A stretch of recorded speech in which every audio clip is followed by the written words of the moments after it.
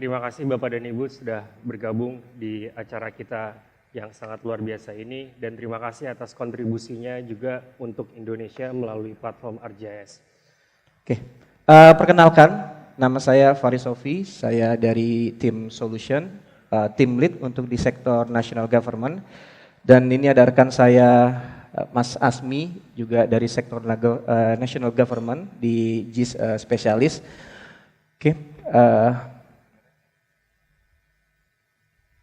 Oke, izinkan kami Bapak Ibu pagi ini, sesi pagi menjelang siang, membawakan suatu tema presentasi dengan judul Empowering National Resilience Through Modern of GIS Infrastructure.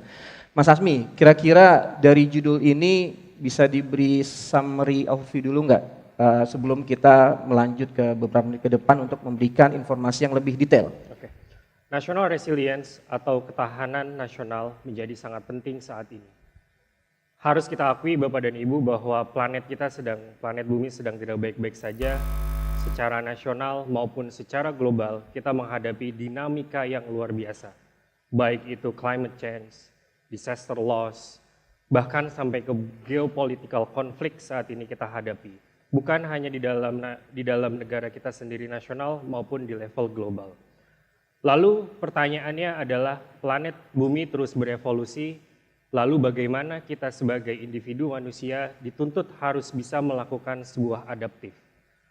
Melalui beberapa solusi, melalui teknologi adalah salah satu cara kita bisa adaptif terhadap perubahan yang akan kita hadapi, di mana bencana alam mulai terjadi, ketidakmenentuan juga terjadi di mana-mana, sehingga teknologilah yang mungkin bisa membantu kita dan generasi-generasi kita yang akan mendatang bisa menjadi lebih resilience atau lebih tahan terhadap segala macam bentuk perubahan.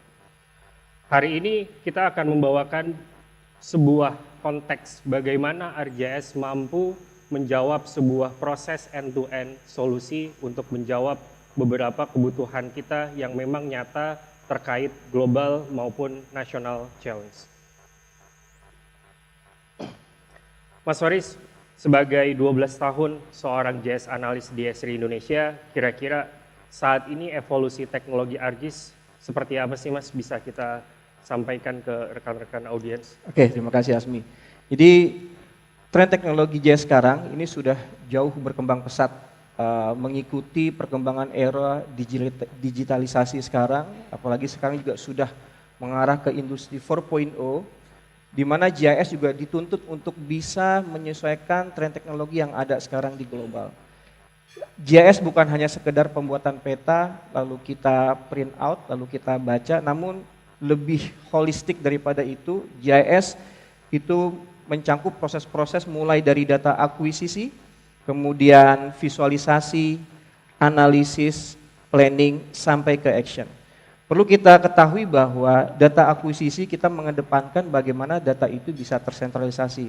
Data-data yang Bapak kolek dari lapangan, data yang Bapak kolek dari level daerah itu bisa langsung tervisualisasi dan terintegrasi di level pusat. Sehingga pengambilan keputusan diharapkan bisa lebih sigap dan lebih cepat untuk dilakukan. Di bagian analisis ini juga salah satu menjadi peran yang sangat penting, bagaimana data-data spasial kita itu bisa mendapatkan suatu insight baru apabila data ini bisa dianalisis. Apabila kita hanya memiliki data lalu kita inventarisasi, mungkin itu hanya berupa archiving saja. Namun apabila ini bisa kita analisis, itu akan bisa mendapatkan suatu insightful yang bisa menghasilkan suatu terobosan baru mungkin, sehingga manfaat itu bisa didapatkan oleh Bapak Ibu semua. Perkembangan teknologi ArcGIS sekarang, seperti yang saya bilang tadi, kita mengikuti perkembangan tren teknologi. Mungkin Bapak Ibu sudah familiar dengan istilah AI, dengan istilah mungkin cloud computing, big data ataupun real time. Dari kesemua tren teknologi ini, ArcGIS dituntut untuk bisa mengikuti ke arah yang sama dengan tren teknologi. Perlu Bapak Ibu ketahui bahwa data GIS, data spasial ini pun bisa kita analisis, kita visualisasi dengan pendekatan-pendekatan ini. Nah, Mas Asmi, sebagai tim Esri yang sudah banyak membuat solusi di bidang manajemen kebencanaan ya. Dari tren-tren teknologi ini kira-kira apa nih yang Mas Asmi sudah pernah lakukan untuk mengakomodir kebutuhan di disaster management? Esri memiliki komitmen terhadap bagaimana kita berperan penting terhadap disaster response ataupun emergency management. Karena tidak ada yang lebih penting dibandingkan menyelamatkan satu nyawa untuk dalam konteks disaster management. Dalam hal ini, Esri telah berkomitmen mensupport baik itu nasional maupun global dengan berbagai macam use case untuk merespon kebencanaan. Salah satu yang mungkin masih teringat dalam benak kita adalah tahun 2021 bencana Cianjur, gempa bumi melanda. Esri mensupport Badan Nasional Penanggulangan Bencana untuk memberikan dan melakukan sebuah desain platform end-to-end terintegrasi untuk melakukan reporting secara real time dari lapangan hingga ke pusat.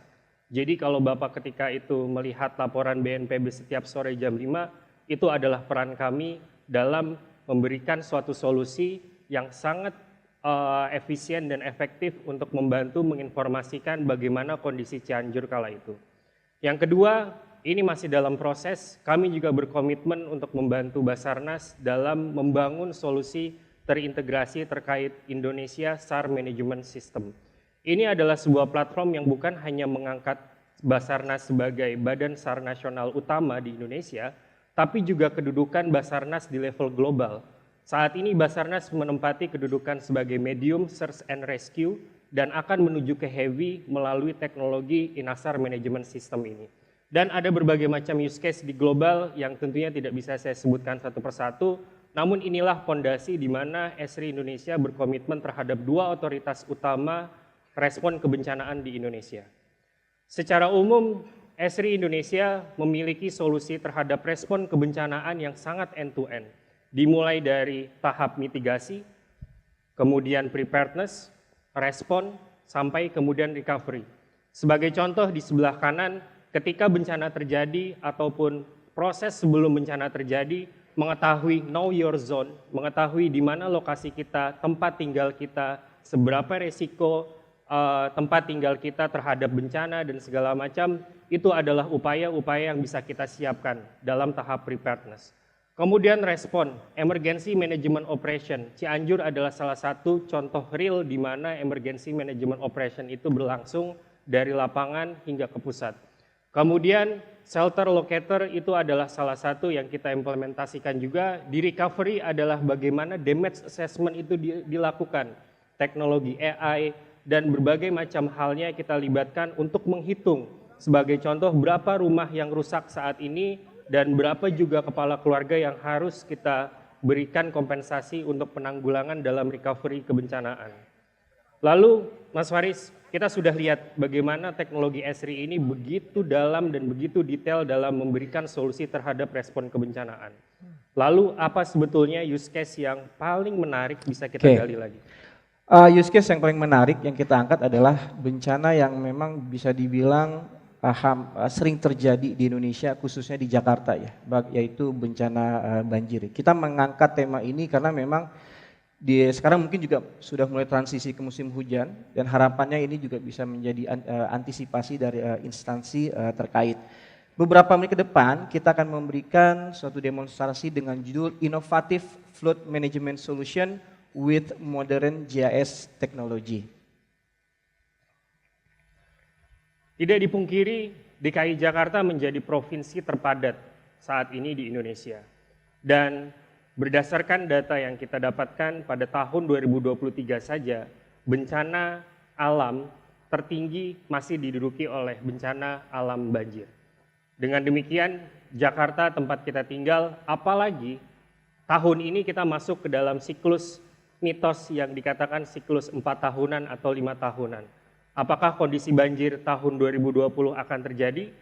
Maka inilah saatnya di mana kita harus memikirkan proses preparedness dan mitigasi secara cepat, efektif, dan efisien.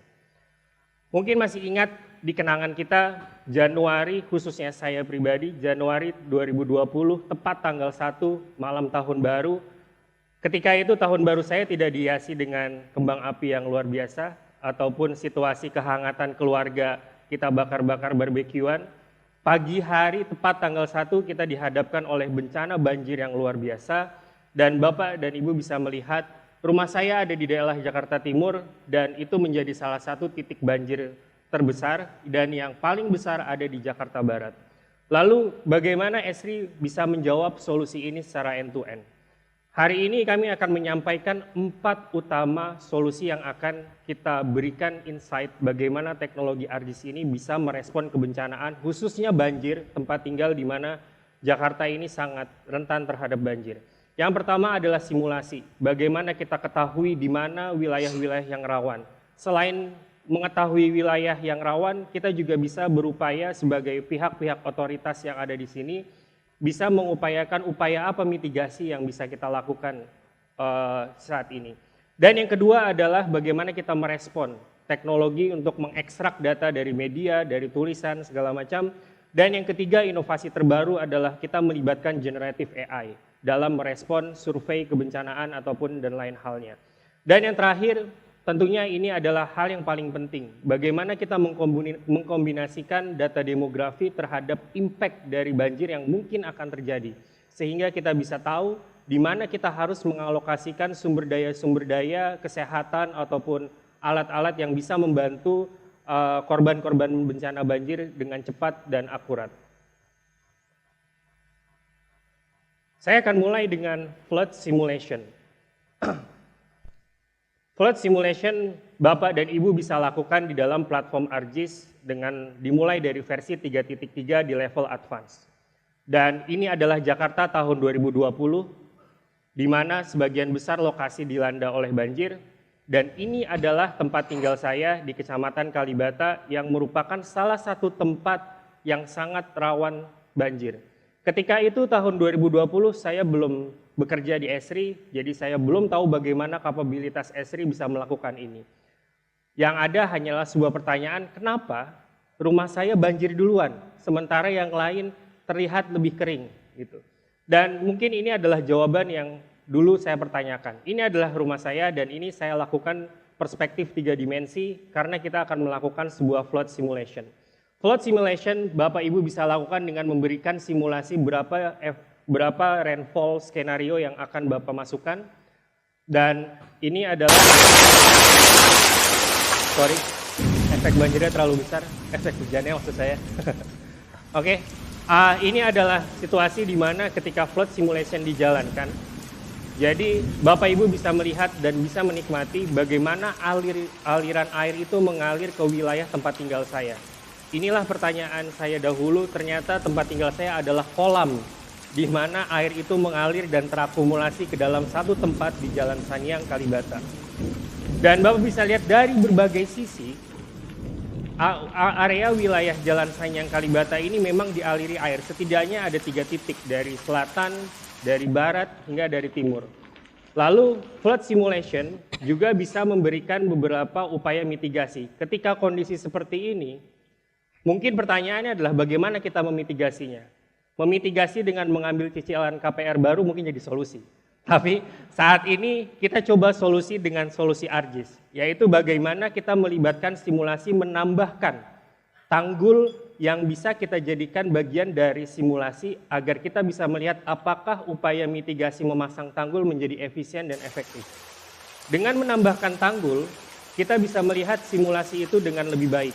Bahwa seberapa besar sih tinggi tanggul yang kita perlukan, dan Bapak Ibu bisa melihat sesaat saya menambahkan tanggul, katakan ini saya tambahkan dengan simulasi 3 meter, maka ada beberapa aliran air yang awalnya masuk, ini sudah tertahan oleh tanggul. Sebagai contoh di sisi timur, aliran air kini tertahan oleh tanggul, kemudian dari sisi lainnya, bahkan kita akan melihat coba dari sisi atas, begitu, bahwa peran tanggul ini bisa menjadi salah satu upaya mitigasi organisasi seperti PUPR ataupun yang lainnya untuk melakukan modifikasi dalam suatu area tertentu.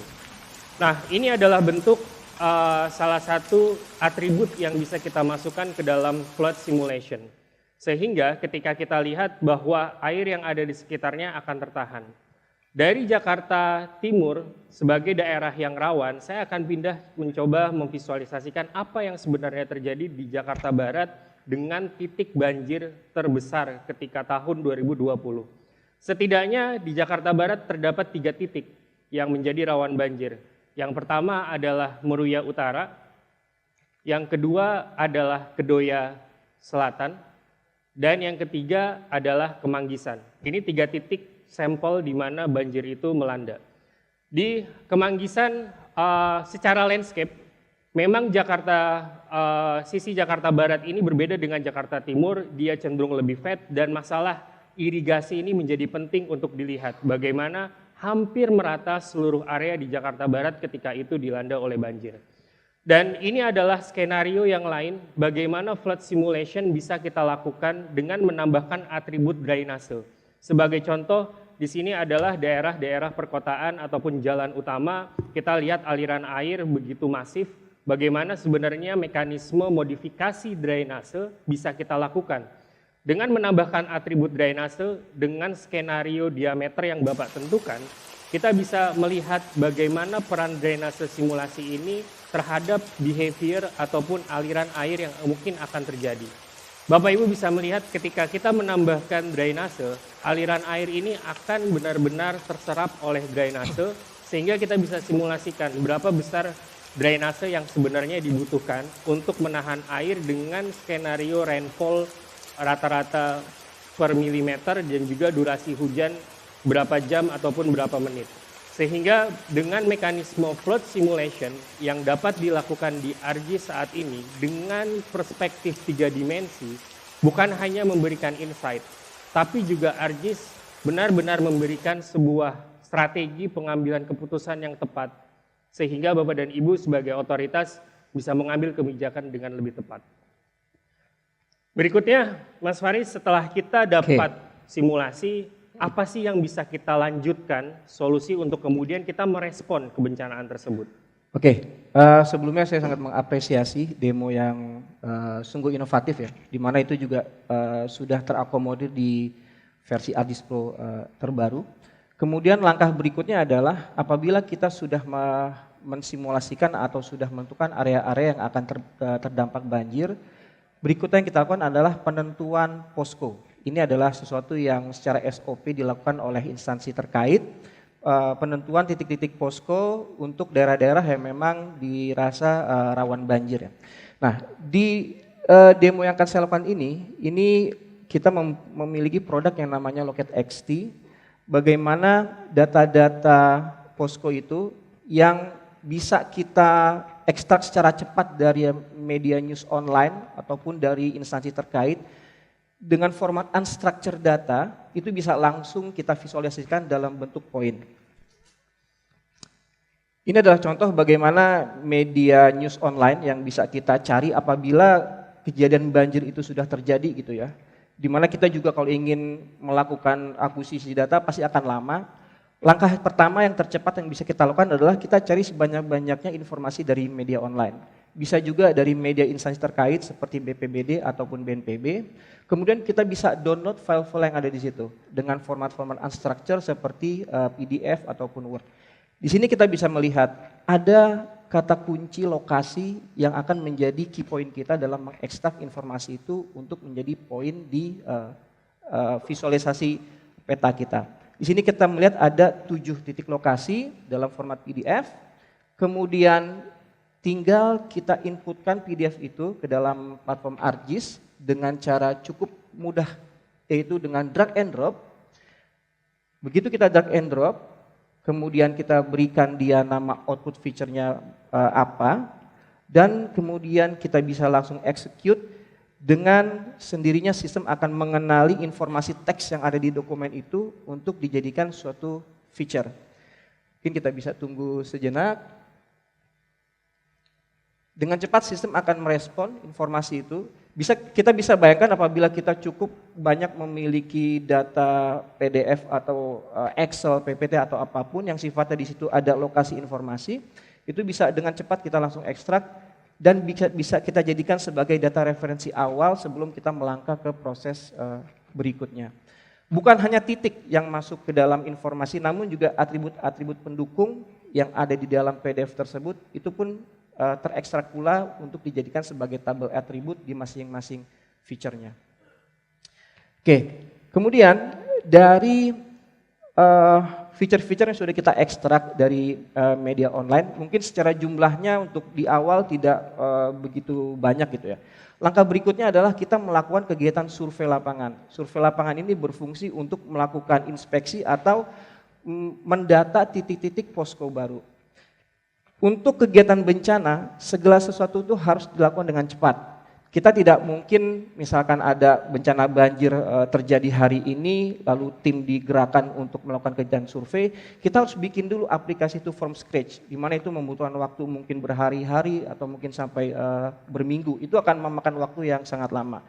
Platform ArcGIS, khususnya di ArcGIS Survey and 23, sekarang sudah dilengkapi dengan generative AI, di mana form survei itu bisa dibuat dengan mudah, cepat, bahkan kurang dari 5 menit.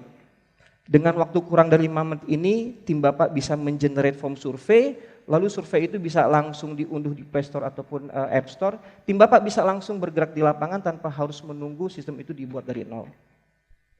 Kita bisa masuk ke menu survei builder-nya dulu, ini aplikasi berbasis web.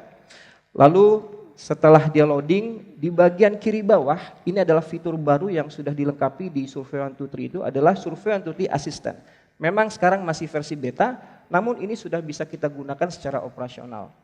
Kemudian di bagian bawah itu kita tinggal menginputkan kata-kata seperti bahasa komunikasi kita sehari-hari. Seperti Bapak Ibu menggunakan chat GPT, kita bisa ketikkan misalkan, tolong buatkan form untuk inspeksi posko banjir.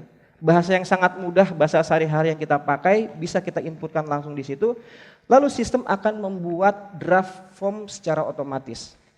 Mungkin di draft yang pertama, kita ada beberapa bagian form yang kurang gitu ya. Kita bisa tambahkan lagi. Jadi ini ada sifatnya interaktif dua arah, seperti kita sedang ngobrol dengan teman gitu ya. Tolong tambahkan lagi form ini, form itu. Sebagai contoh saya ingin menambahkan nama kecamatan dan kelurahan karena di draft yang pertama tadi belum ada nama kelurahan dan kecamatannya. Begitu saya enter, sistem akan merevisi lagi. Dia akan menambahkan form tambahan dari perintah yang saya masukkan kedua tadi. Bisa kita lihat di sini di bagian atas yang saya tambahkan itu sudah masuk, di mana sebelumnya itu belum ada ya untuk nama kelurahan dan nama kecamatan. Apabila draft ini kita rasa sudah cukup komplit untuk kita melakukan inspeksi daerah posko, kita bisa melakukan generate untuk melihat hasilnya. Apakah memang sudah sesuai atau belum? Kalau belum sesuai kita bisa balik lagi untuk kita ketikkan lagi komen yang bisa kita inputkan di form yang sebelumnya. Apabila sudah oke, sudah yakin, kita siap untuk mempublish ini ke aplikasi mobile phone kita. Apabila ini sudah kita generate, kita tinggal install aplikasi Survey 123 berbasis mobile, bisa di App Store ataupun di Play Store. Dengan menggunakan login ArcGIS Online atau ArcGIS Enterprise, kita bisa langsung memanfaatkan form yang kita buat menggunakan generative AI. Jadi kita bisa bayangkan secepat ini kita bisa membuat form untuk kebutuhan tim kita yang akan bergerak ke lapangan dengan sesegera mungkin. Oke, dari aplikasi respon tadi Mas Faris, ketika tim di lapangan mulai mengkoleksi data, mulai bekerja untuk memberikan laporan setiap hari, sebetulnya yang masih terfikirkan dari benak saya adalah bagaimana teknologi ini dapat menghitung secara cepat, tepat, dan akurat, terutama adalah terkait demografi penduduk yang terdampak, sehingga bantuan dapat teralokasi dengan baik, dapat tersebar dengan baik sesuai dengan kebutuhan. Oke, proses yang tadi Mas Asmi dan saya sudah lakukan di sebelumnya, itu adalah tahapan di mana kita bisa menggrab data sebanyak-banyaknya. Kita ketahui bahwa untuk kebutuhan analisis, semakin banyak data yang bisa kita collect, semakin akurat juga analisis yang kita hasilkan. Di demo berikutnya, saya akan menunjukkan bagaimana fluid impact analysis ini bisa dilakukan secara cepat, mudah, menggunakan platform web dari data-data yang memang sudah kita collect sebelumnya. Ini adalah area di mana tadi Mas Asmi sudah mensimulasikan di Jakarta Barat, khususnya di wilayah Kedoya Selatan. Ini informasi simulasi ini saya ekstrak, saya masukkan ke dalam platform 3D berbasis web. Di situ akan terlihat genangan banjir dengan pendekatan 3 dimensi. Kemudian saya tambahkan juga beberapa data referensi dari instansi terkait seperti fasilitas publik, baik itu misalkan tempat ibadah, sekolah, dan lain sebagainya, sehingga semua akan bisa terlihat secara real dan realistik. Nah, ini akan sangat memudahkan kita juga untuk mengambil keputusan yang lebih akurat. Kita sekarang masuk ke wilayah Kedoya Selatan, yang warna orange adalah hasil ekstraksi dari media news untuk posko di wilayah Kedoya Selatan. Saya akan mensimulasikan di sini, di wilayah Kedoya Selatan di sini, misalkan saya berada di rumah yang memang terdampak banjir gitu ya. Saya akan memplotkan suatu titik dengan asumsi di sini adalah tempat tinggal saya. Saya bisa langsung mengetahui di mana lokasi posko terdekat yang bisa saya tuju apabila memang ketinggian banjir misalkan sudah naik gitu ya. Di situ akan dipandu berapa jaraknya, dan bukan hanya itu, namun juga rutenya itu juga bisa dipandu oleh sistem. Semua tools ini sudah ready to use untuk Bapak bisa gunakan di aplikasi platform ArcGIS. Di situ kita bisa dipandu lewat rute mana, arahnya kemana, dan lain sebagainya. Dan ini bukan hanya untuk satu titik lokasi posko, apabila memang ada beberapa, panduan ini pun juga bisa mengarahkan ke posko yang lainnya gitu ya. Nah, di sini kita lihat bagaimana rutenya bisa kita trace. Analis yang kedua adalah saya ingin mengetahui di wilayah-wilayah banjir di daerah Kedoya Selatan itu ada berapa sih fasilitas publik yang terdampak, ada berapa sekolah dan lain sebagainya. Ini akan menjadi satu kesimpulan yang sangat penting untuk kita bisa laporkan ke instansi terkait. Jadi di dalam tools ini saya tinggal memasukkan layer mana yang mau saya analisis. Sebagai contoh adalah layer fasilitas publik. AOI-nya adalah wilayah banjir di Kedoya Selatan. Kita sangat mudah untuk diarahkan menginput data karena semuanya sudah berbasis apps ready to use. Kemudian saya bisa memilih AOI-nya, saya pilih sesuai dengan extend Kedoya Selatan. Kemudian saya execute. Sekali lagi sistem akan dengan cepat mengkalkulasi fasilitas publik yang memang berada di wilayah banjir di sekitar Kedoya Selatan. Begitu proses running sudah selesai, kita bisa menambahkan ini di suatu tabel laporan, sehingga semua fasilitas publik yang terdampak itu bisa kita ekstrak, bisa kita lihat secara detail. Di bagian bawah tabel kita bisa melihat di situ ada 10 fasilitas publik yang terdampak. Ke-10-nya ini bisa kita navigasi lokasinya ada di mana. Bahkan informasi ini bisa kita ekstrak menjadi Excel ataupun laporan lain sebagai bentuk laporan kita ke pimpinan sebagai contohnya ya. Dari masing-masing secara visualisasinya kita bisa dinavigasikan ke wilayah tersebut, dan kita coba ingin membuktikan apakah memang titik itu berada di wilayah banjir gitu ya. Di sini saya akan coba zoom to untuk melihat apakah memang itu berada di genangan banjir, dan memang hasil analisis ini akurat. Semua titik yang terekstrak adalah dia berada di wilayah poligon banjir. Oke, analisis berikutnya, jadi ini di dalam satu dashboard kita bisa melakukan berbagai macam analisis dengan aplikasi dengan tools yang ready to use.